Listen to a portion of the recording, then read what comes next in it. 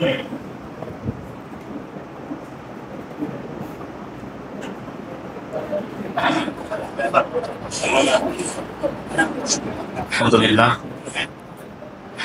ওয়াসসালাতু ওয়াসসালামু আলা রাসূলিল্লাহ ওয়া আলা আলিহি ওয়া আসহাবিহি ওয়া সাল্লাম।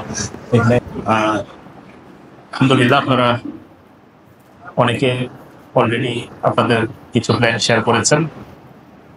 সবার শেয়ার করা বাধ্যতামূলক না, কিন্তু অলরেডি আলহামদুলিল্লাহ আমরা একটা বিশাল সংখ্যা এখানে দেখতে পাচ্ছি। আপনাদেরকে আমি এই ক্ষেত্রেও একটু সাহায্য করব, এভাবে সাহায্য করব যে এটাও আসলে আলাদা ওয়ার্কশপ দরকার আছে, কিভাবে মানুষের অভ্যাস পরিবর্তন করতে হয়।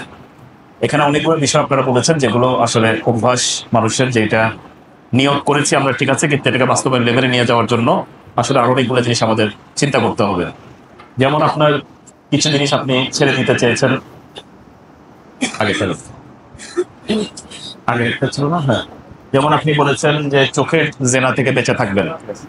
তাহলে যেমন চোখের জেনা থেকে বেঁচে থাকবেন, আপনি অবশ্যই একটা খাতা কলম নিয়ে বসবেন। আমি আপনাদের যারা এরকম হারাম কাজ থেকে বেঁচে থাকার কথা বলেছেন তাদেরকে অ্যাটলিস্ট ছোট করে বলছি, আপনারা বাসায় গিয়ে যখন এটাকে কমপ্লিট করবেন, এই প্ল্যানটাকে, আপাতত আপনারা কি কি লিখেছেন, মনে করেন ইখলাসের কথা লিখেছেন, কিভাবে প্ল্যান করবেন এই জিনিসটা নোট করেছেন, এবং তাকওয়া বৃদ্ধির জন্য আপনারা নিশ্চয়ই আপনাদের জন্য কমপক্ষে একটা হারাম কাজ থেকে বেঁচে থাকার কথাও নোট করেছেন। আপনাদের এখানে একটা ভালো কাজের কথাও নোট করেছেন, যার কিছু রিফ্লেকশন আপনারা এখানে দিয়েছেন।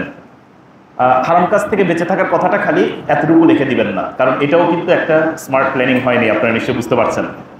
এই হারাম কাজ থেকে বেঁচে থাকার জন্য আপনারা প্রথমে একটা কাগজ কলম নেবেন, লিখবেন পুরো জিনিসটা, যে আমি চোখের হেফাজত করতে চাই, মনে করেন, বা আমি গীবত থেকে বেঁচে থাকতে চাই। এই গীবত থেকে বেঁচে থাকার জন্য এটা লেখার পরে একটু বসে 5 মিনিট চিন্তা করবেন। কি চিন্তা করবেন? আপনি আসলে কোন কোন সিনারিওতে গীবত করেন। আপনি যখন আপনার কলিগদের সাথে আড্ডাতে বসেন, গীবত করেন। আপনার ফ্যামিলি মেম্বারদের সাথে বসেন, গীবত করেন। এই জায়গায় গেলে আপনার গীবত হয়। ওই পার্টিকুলার ফ্রেন্ড সার্কেলের সাথে আপনার কি হয়, একটু নোট ডাউন করবেন। যেই অপরাধটার কথাই লিখেছেন, কি কি কারণে এই জিনিসটা ট্রিগার হয়। ঠিক যেভাবে ভালো কাজ করার জন্য আপনি ট্রিগার স্থাপন করতে চান, খারাপ কাজ থেকে বেঁচে থাকতে হলে আগে আপনার ট্রিগার আইডেন্টিফাই করতে হবে, যে কি কি কারণে আপনি আসলে এই কাজগুলোতে জড়ান। চোখের জেনাতে আপনি আসলে কখন জড়ান? আপনি পর্নোগ্রাফিতে আসক্ত, আপনি কোন টাইমে পর্নোগ্রাফিতে আসক্ত হন? আপনার রুমে একা থাকলে, ওই রুমটাতে থাকলে, ওই ডিভাইসটা আপনার কাছে আসলে, ওই পার্টিকুলার আপনারা একটু কি করেন, নিজেদের মতো করে কি করবেন, নোট ডাউন করবে যে এইসব কারণে আমার কি হয়, এই জিনিসটা আকর্ষণ হয়।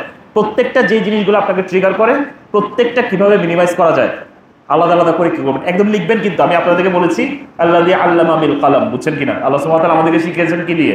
কালাম দিয়া। কালামের গুরুত্ব আছে। ফলে বাসায় বসবেন, এই যে আপনি প্ল্যান করছেন, লিখছেন, পুরোটা কিন্তু আল্লাহ সুবহানাহু ওয়া তাআলার ইবাদত হবে। বসবেন, প্ল্যান করে ফেলবেন যে এইভাবে আমি চোখের জেনায় জড়িত হই, এভাবে আমি গীবতে জড়িত হই, এভাবে এই সিনারিওগুলো থেকে আমরা এভাবে বেঁচে থাকতে পারি। আমি কালকের থেকে এই ফ্রেন্ড সার্কেলের সাথে দেখা করব না। কালকের থেকে এই ফ্রেন্ড সার্কেলের সাথে যদি দেখা করতে হয়, তাহলে আমি আমার এমন একজন বন্ধুকে নিয়ে যাব, যে বন্ধু এখানে উপস্থিত থাকলে আমি এই কথাগুলো বলতে পারবো না। আমি এইভাবে আপনি একটা যেভাবে আপনার কাছে সবচেয়ে বেস্ট সলিউশন মনে হয়, এই সলিউশনটা ডিভাইস করেন। নাহলে কি হবে জানেন? আপনার মাথার মধ্যে চিন্তা থাকবে যে আমি এই কাজটা বাদ দিতে চাই, কিন্তু এটা জীবনে বাস্তবায়ন হবে না। একটা সিচুয়েশন আসবে, আপনি আবার ওটাতে কি করবেন, ট্র্যাপ করবেন। একটা সুন্দর কি করেন, স্ট্র্যাটেজি তৈরি করেন যে এই কারণে আমি এটাতে পতিত হই, এগুলাকে আমি এভাবে মিনিমাইজ করব। ফলে দেখবেন যে আপনি এটা থেকে তখন বের হয়ে আসেন। তারপর আল্লাহ সুবহানাহু ওয়া তাআলার কাছে কি চাইবেন? সাথে আল্লাহ সুবহানাহু ওয়া তাআলার কাছে সাহায্য চাইবেন, যেন আল্লাহ সুবহানাহু ওয়া তাআলা এই কাজটি থেকে আপনাকে বের হয়ে আসতে সহায়তা করেন। এটা হলো আপনার কিসের ক্ষেত্রে, যে খারাপ কাজটি আপনি ত্যাগ করবেন, সবগুলোর ক্ষেত্রে একই গাইডলাইন আপনাদের জন্য। আর দ্বিতীয়টি হলো, যখন আপনি কোনো ভালো কাজ করতে চাইবেন, ভালো কাজগুলো দেখি কেমন এসেছে আমাদের এখানে। ফজর নিয়মিত করা, এই যে যেমন মনে করেন ফজর নিয়মিত, একই কথা। মনে করেন আপনার মূল কি কারণ, যে কারণে আপনি ফজরে নিয়মিত না। এক একজনের এক এক রকম হবে দেখবেন। কারো হয়তো বা রাতে দেরি করে ঘুমান, কেউ হয়তো বা হবে আপনি অলসতা করেন, আসলে উঠতে পারেন কিন্তু আপনি অলসতা করেন, কেউ হয়তো ভাবে সালাত মসজিদ অনেক দূরে, কেউ হয়তো অনেক রকমের জিনিস আপনি কি করতে পারেন, আইডেন্টিফাই করবেন, আইডেন্টিফাই করে ওই জিনিসগুলোকে কি করার চেষ্টা করবেন, মিনিমাইজ করার চেষ্টা করবেন, সহজ করার চেষ্টা করবেন। এবং অন্যান্য অনেক কিছু আপনাকে কিন্তু এই জায়গায় বাধা দান করবে। আপনি মনে করেন রাতের বেলা তাড়াতাড়ি ঘুমাতে চান, রাতের বেলা 9টা বাজে 10টা বাজে আপনাকে দেখবেন উনি কল করবে, ওনার সাথে কথা বলতে হবে। আমার বাবার সাথে একবার আমি কথা বলছিলাম, আমার মনে আছে, আমি যখন প্রথম দিনদার হই, দিনের দিকে আসি, তখন আমি বলছিলাম যে যখন ফ্রেন্ড সার্কেল আছে যাদের সাথে আমি একসাথে ঘোরাফেরা করি, মানে একদম এই জিনিস ছেড়ে দেওয়া তো খুবই কঠিন একটা বিষয়। কিভাবে ছেড়ে দিব, হুট করে কিভাবে ছেড়ে দেয়? তখন আমার বাবা মানে আমাকে পরামর্শ দিয়েছিলেন ওনার যোগ্যতা অনুযায়ী, উনি তো আর আলেম মানুষ ছিলেন না। তিনি আমাকে বলেছিলেন মানে ডিসিশন হবে ইয়েস এবং নো, তারপর এটাকে চোখ বন্ধ করে কি করা হবে, ফলো করা হবে, আর কোনো ডানও নাই কোনো বামও নাই। তখন আমার আব্বা বলেছে, উনি যখন ছোটোবেলা, উনি কোনো ভালো এক্সাম্পল না এটা, তারপর উনি বলেছেন ওনারা যখন ছোটোবেলা কোনো জ্যামের রাস্তার মধ্যে পড়তেন, মানে মনে করেন অনেক ক্রাউডেড রাস্তা, সামনের দিকে হাঁটতে হবে, একবার ওর সাথে ধাক্কা খাচ্ছে, ওর সাথে ধাক্কা খাচ্ছে, এদিকে এদিকে, উনি যেটা করতেন চোখ বন্ধ করে সামনের দিকে হাঁটা দিতেন। বুঝছেন কিনা? আমি ওইটা করতে আপনাদেরকে বলি, এটা জায়েজও বলি নাই, মানে উনি এটা দিয়ে এক্সাম্পল দিয়ে আমাকে বলেছেন ডিসিশন নিয়ে নিবা যে এটা বাদ, এটা বাদ মানে বাদ, এরপর যত কনসিকুয়েন্স আছে আমি সবকিছু কি করবো, ফেস করবো। দাঁড়িয়ে রেখেছো, আমি তোমাকে ঝাড়ি দিব, এটা তোমার কি করতে হবে, হজম করতে হবে। হজম যেভাবে আল্লাহ বলেছেন সেভাবে করতে হবে। আল্লাহ সুবহানাহু ওয়া তাআলা কোনোখানে ফাইট ব্যাক করতে বলে ফাইট ব্যাক করবা, কোনো জায়গায় চুপ থাকতে বলে চুপ থাকবা, তোমার কাজ খালি কি করা, বাস্তবায়ন করা। আল্লাহ সুবহানাহু ওয়া তাআলা বলেছেন সকালবেলা উঠতে হবে, সকালবেলা উঠতে হলে আমি দেখছি রাসূলুল্লাহ সাল্লাল্লাহু আলাইহি ওয়াসাল্লামের সুন্নাহ থেকে সলিউশনে গেলে এশার পর আমার কি করে ফেলতে হবে, সব কিছু র্যাপ আপ করে ঘুমিয়ে যেতে হবে, সব ডিভাইস বন্ধ করে ঘুম দেন।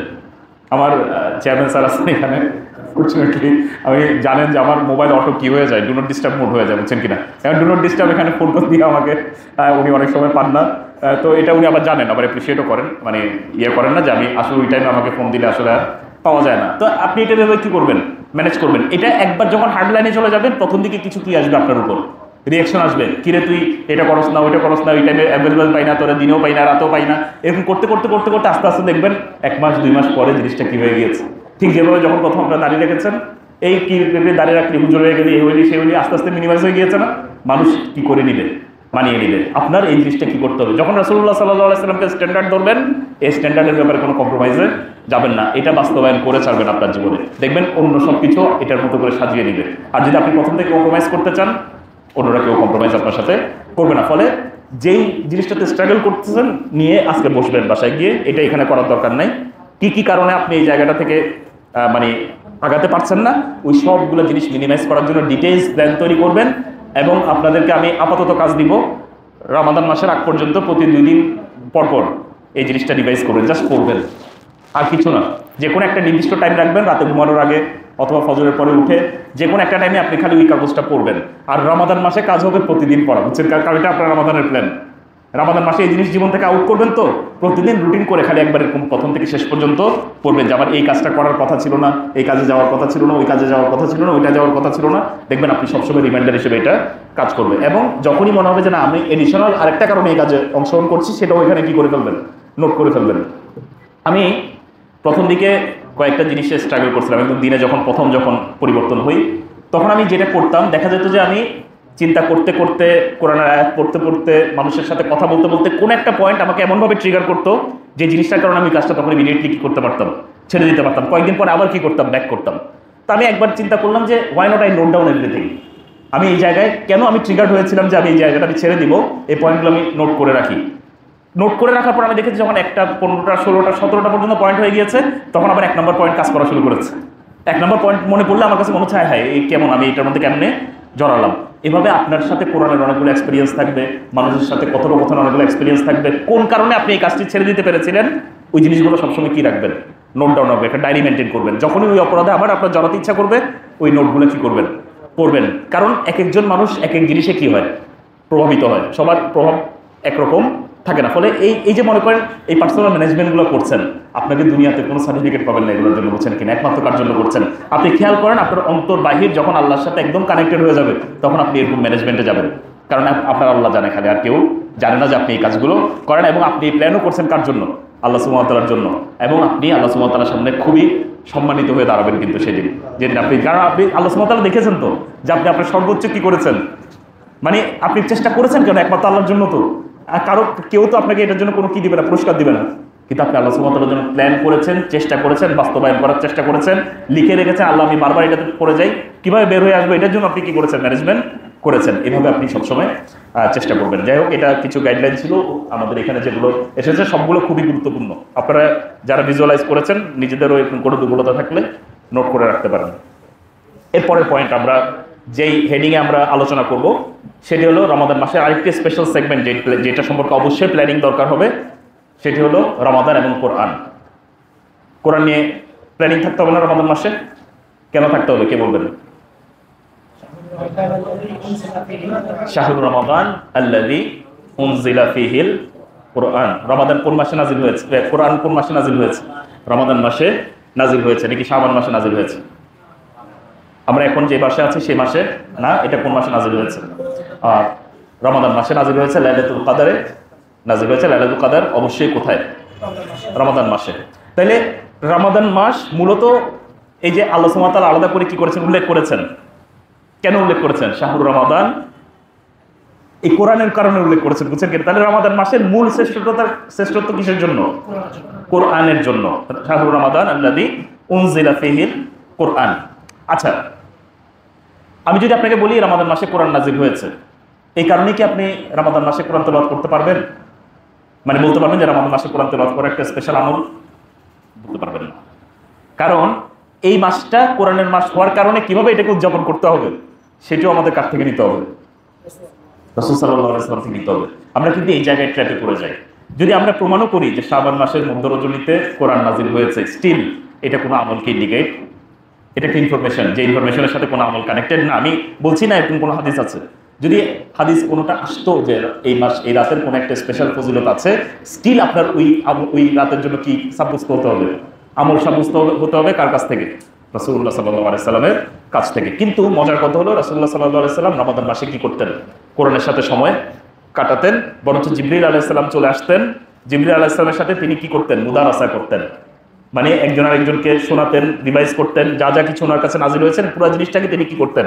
রমাদান মাসে রিভাইজ করতেন। ফলে কোরআন তেলাওয়াত করা, একদম কাভার টু কাভার তেলাওয়াত করা, যতটুকু তার কাছে নাজিল হয়েছে ততটুকু করে তেলাওয়াত করা, এটি রাসূল সাল্লাল্লাহু আলাইহি সাল্লামের কি সুন্নাহ।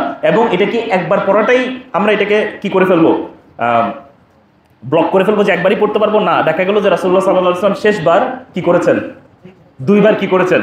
যখন পুরো কোরআন একসাথে এসেছে তখন তিনি এটাকে কি করেছেন? দুইবার রিভাইজ করেছেন। তার মানে এটা একের মধ্যেও কি না, সীমাবদ্ধ না। যে যার মানে সামর্থ্য অনুযায়ী, যারা খুব সুন্দর তেলাওয়াত করতে পারেন, অনেক বছর ধরে তেলাওয়াত করছেন, যারা হাফিজুল কোরআন, সবার স্পিড একরকম হবে না। আমাদের অনেকে আছে যারা এক পৃষ্ঠা পড়তে আধা ঘন্টা লেগে যায়, আবার অনেকে আছেন যারা মানে এক পারা পড়তে আধা ঘন্টা লাগে, বুঝছেন কিনা? হাফেজদেরকে দেখবেন তারা এক পারা পড়তে অনেক সময় আধা ঘন্টা লাগে না। ফলে দুইজন সবার অবস্থা এখানে একরকম না। আর মানে এখানে আমি আপনাদেরকে একটু কয়েকটা টিপস দিচ্ছি। কোরআনের সাথে আপনারা আপনাদের লেভেলটা প্রথমে জাজ করবেন। এটা গিভেন যে রমাদানের সাথে কোরআনের একটা প্ল্যান আপনার থাকতেই হবে। রমাদান মাসের আগে কোরআনের সাথে সম্পর্ক, রমাদান মাসে কোরআনের সাথে সম্পর্ক কখনো একরকম হতে না। হলে এই রমাদান মাস কোরআনের মাস হওয়া, রাসূলুল্লাহ সাল্লাল্লাহু আলাইহি ওয়াসাল্লামের স্পেশাল আমল করা, এই দুইটা সুন্নাহ থেকে আমরা কি হলাম? এই দুইটা বিষয় থেকে আমরা কি করলাম? নিজেদেরকে বিমুখ রাখলাম। তাহলে রমাদানের সাথে আপনি নিজে মানে কোরআনের সাথে আপনি নিজের সম্পর্ককে প্রথমে একটু অ্যাসেস করবেন, কয়েকটা অ্যাঙ্গেল থেকে অ্যাসেস করবেন। এক নম্বর অ্যাঙ্গেল হলো তিলাওয়াত এর দিক থেকে। কেমন অ্যাসেসমেন্ট? আপনি কোরআন পড়তে পারেন অথবা কোরআন পড়তে পারেন না, অথবা ভালোভাবে পড়তে পারেন না, এটা হলো তিলাওয়াতের দিক। অথবা আপনি কোরআন তিলাওয়াত খুব সুন্দর করে করতে পারেন, অথবা আপনি হাফেজুল কোরআন, আপনি কোরআন তিলাওয়াত খুব ফ্লুয়েন্টলি করতে, আপনি কোরআনের টিচার। প্রত্যেকটাই কিন্তু একটা একটা লেভেল। আপনি নিজে তিলাওয়াতের দৃষ্টিকোণ থেকে আপনি কোন লেভেলে আছেন এই জিনিসটা আপনি নিজেকে একটু আইডেন্টিফাই করেন। এই আইডেন্টিফাই করে আমার পরামর্শ থাকবে আপনাদের জন্য যে আপনারা নেক্সট লেভেলটা অ্যাচিভ করার চেষ্টা করেন।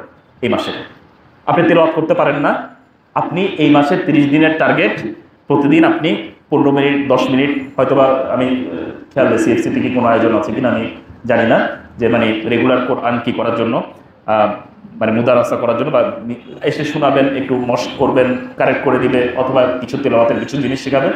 সিএফসিকে আমি অনুরোধ করবো এরকম একটা আয়োজন করার জন্য। অন্যান্য মসজিদের মধ্যে আপনারা যে যে এলাকায় আছেন একটা আয়োজন করবেন, ইমাম সাহেবকে অ্যাভেলেবেল পাওয়া যায়, অন্যদেরকে অ্যাভেলেবেল পাওয়া যায়, যাদের তেলাওয়াত শুদ্ধ আছে।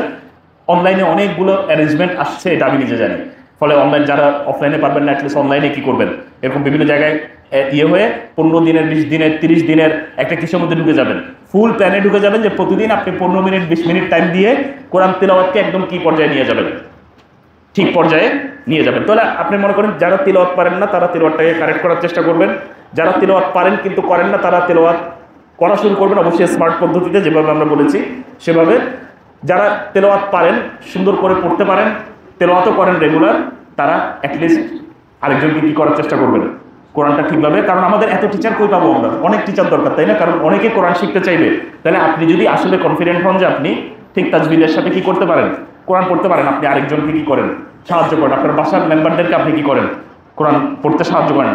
এনাফ। কিন্তু প্রত্যেকটা বাসায় বাসায় যদি আমরা, যারা আমরা নিজেরা কোরআন ভালো করতে পারি, আমাদের পরিবার পরিজনকে যদি ঠিকভাবে কোরআন শেখাতে পারি, বিশাল একটা পরিবর্তন কিন্তু সমাজের মধ্যে হয়ে যাবে। তাহলে তিলাওয়াতের পার্সপেক্টিভ থেকে আমরা বলেছি একটা প্ল্যান করবেন।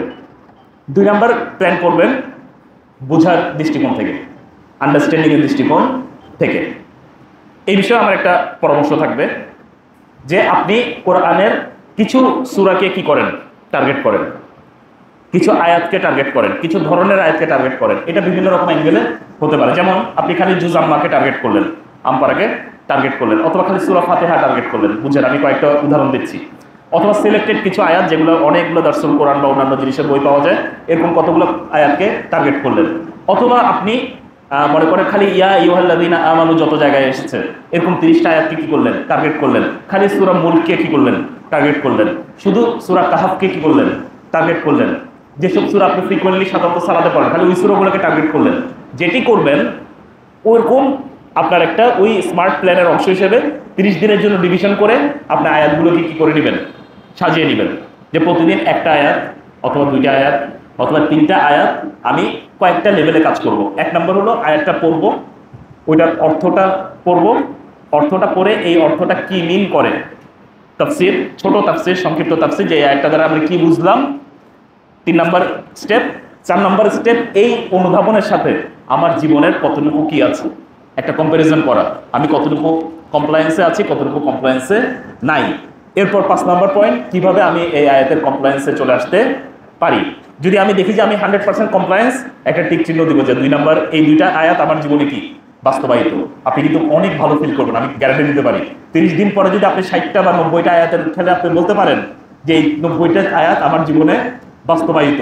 কয়টা রমাদান লাগবে আপনার শেষ হতে? বেশি রমাদান লাগবে না। দেখবেন যে আপনি মোটামুটি কোরআনের বেশিরভাগ জিনিস আপনার জীবনে কি নিয়ে এসেছেন। ফলে এটাকে বলে আমরা তাদাব্বুরুল কোরআন, এটাকে আমরা কি বলি, তাদাব্বুর। তাহলে আপনি কি করবেন, কোরআনের আয়াত নেবেন, আমি আবারও বলছি, নিয়ে প্রথমে অর্থটা পড়বেন, অর্থটা বোঝার চেষ্টা করুন। কারণ অর্থ পড়লেই কিন্তু বোঝা যায় না। এমন অনেক শব্দ থাকে যেটার মিনিংটা তাফসীর পড়ে কি করতে হয়, বুঝতে হয়। ফলে তাফসীর, ছোট একটা তাফসীর আবু বকর জাকারিয়া পড়বেন, ছোট করে অর্থটা বুঝে নেবেন যে একটা কি মিন করেছে। এটার সাথে নিজের জীবনকে কি করবেন, কম্পেয়ার করবেন। আলহামদুলিল্লাহি রাব্বিল আলামিন, নিশ্চয়ই মানে সমস্ত প্রশংসা একমাত্র কার জন্য, সমস্ত প্রশংসা বলতে কি বুঝিয়েছেন এখানে, সমস্ত প্রশংসার জিনিসটা প্রথম অনুধাবন করবেন। এই অনুধাবন করার পর আপনি দেখবেন যে সমস্ত প্রশংসাকে আপনি আসলে একমাত্র আল্লাহ সুবহানাহু ওয়া তাআলাকে করেন, নাকি অন্য অনেক কিছুকে আপনি এই হামটা দিয়ে বসে আছেন। এই জিনিসটা আপনি কম্পেয়ার করেন যে আমি এই জায়গায় হামদ অন্য জায়গায় দেই, এই জায়গায় হামটাতে আমি ভুল করি, এই জায়গায় হামটা আমি দেখি যেন আমাকে মাত্রাতিরিক্ত প্রশংসা করে ফেলেছি, এই জায়গায় এটা করে ফেলেছি।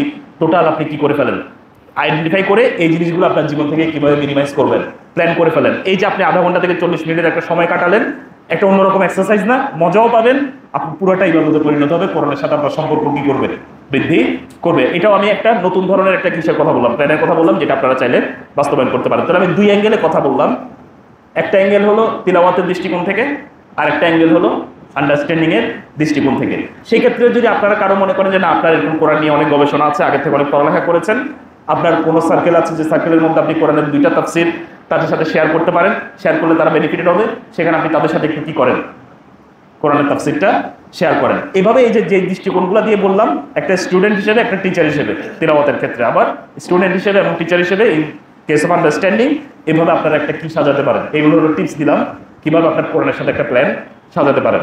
সাজানোর সময় অবশ্যই ওই প্রথমে যে কথাগুলো বলেছি, অল্প, রাসূলুল্লাহ সাল্লাল্লাহু আলাইহি ওয়াসাল্লামের সুন্নাহ অনুযায়ী এবং স্মার্ট প্ল্যান এবং রেগুলার করতে পারবেন এরকম প্ল্যান, সেভাবে আপনি কি করবেন, প্ল্যানটাকে সাজাবেন। তো এই হলো আপনার সাথে মোটামুটি আমাদের মূল উদ্দেশ্য হলো রমাদান মাসের আগে কোরআনের সাথে যে সম্পর্ক ছিল, রমাদান মাসের পরে যেন আমি বলতে পারি যে কোরআনের একটা বড় অংশ এখন আমার জীবনে বাস্তবায়িত, কমপক্ষে 60টা আয়াত এখন আমার জীবনে শিওরলি বাস্তবায়িত, এবং আমি কোরআনটা আগে যে তেলাওয়াতের সম্পর্ক ছিল সেটার সাথে আমার তেলাওয়াতের সম্পর্ক অবশ্যই এই মাসে কি পেয়েছে, বৃদ্ধি পেয়েছে। তাহলে আমি মনে করবো যে আমি রমাদান মাসে কোরআনের সাথে সম্পর্ক যেটা গভীর করার কথা ছিল সেটা আমি একটু হলেও কি করতে পেরেছি, গভীর করতে পেরেছি। আপনাদেরকে 2 মিনিট টাইম দিচ্ছি, আপনারা কে কি প্ল্যান করবেন এই জিনিসটা একটু আপনারা কি করে ফেলেন, দ্রুত নোট করে ফেলেন, কারণ এটা বাসায় গিয়ে আর নোট করা হবে না।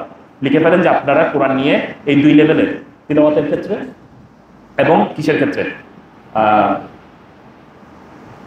আন্ডারস্ট্যান্ডিং এর ক্ষেত্রে, তাফাক্কুরের ক্ষেত্রে আপনারা কিভাবে প্ল্যানিং করছেন, চাকাতে এখানে